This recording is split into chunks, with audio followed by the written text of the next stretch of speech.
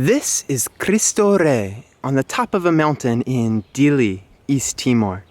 And it's East Timor's answer to Brazil's Christ the Redeemer. Actually, it's the icon for Timor-Leste. It's seen as one of the most iconic places in all of East Timor. So I really wanted to film here, but I didn't end up filming here.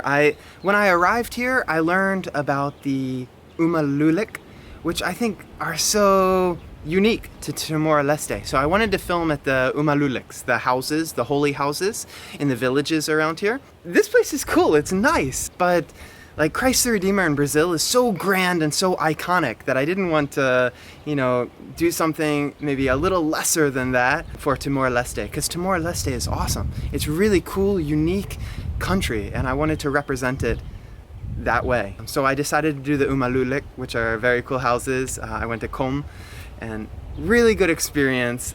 I can't say enough about people here in Timor-Leste. They are so kind. I said before, the public transportation system, there's no backbone for tourism here. There's nothing in place for tourism yet. Initially, I thought it was difficult to get around, but actually it's not, because everyone is so open and willing to take you places. They're just, it's amazing. And actually, I think Timor-Leste is the perfect example of why you can't judge a book by its cover. Because the people here, they're very strong looking. They have very serious face and attributes, and they won't smile or look happy until you smile at them. If you smile at them and you wave, then they'll smile right away.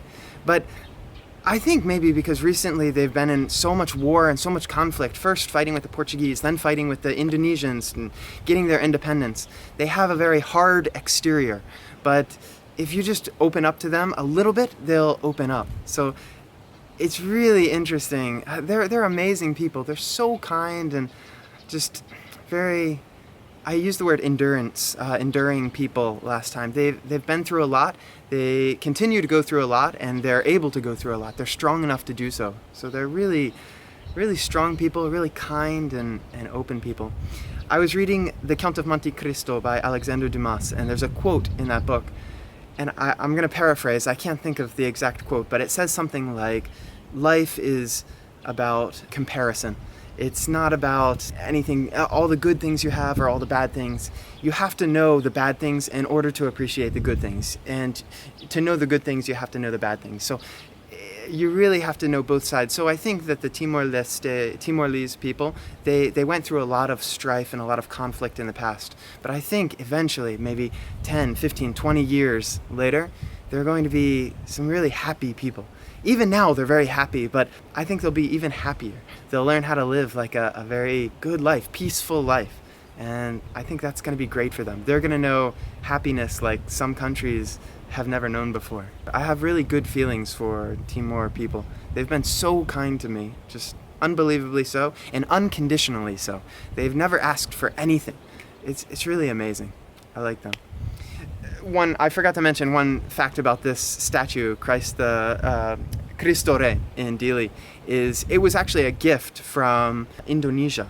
So Indonesia gave them this statue, and kind of interesting because they've been fighting for so long, and it was kind of, I guess, like a peace offering to them. But Indonesia is a very Muslim country, so it's such an interesting, kind of nice gift. They know the people of Timor-Leste are very Christian, so to give that gift is really nice. I thought it was really meaningful.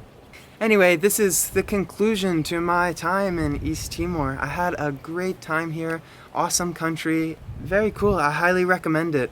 I'm Chris across the world, and this is kind of the end of Asia for me. Not the end of Asia. This is the end of the line to go south. There's nothing more south than this. So next, I have to go back north. I'm Chris across the world, and I'm heading north.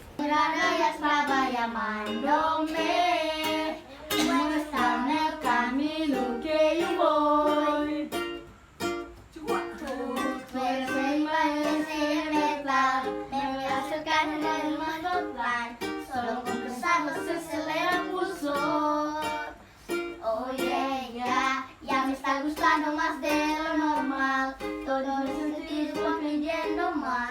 Esto hay tomado sin rumbo.